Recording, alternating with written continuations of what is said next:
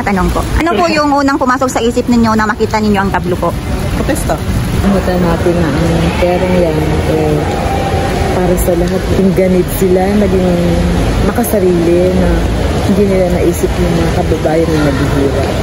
Masyado maraming na-apekto hanggang sa ginawa nila ng pagiging greedy nila sa pera. Wala nang kalayaan ng ating bansa.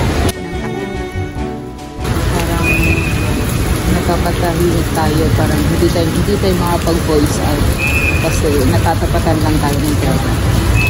Thank you po.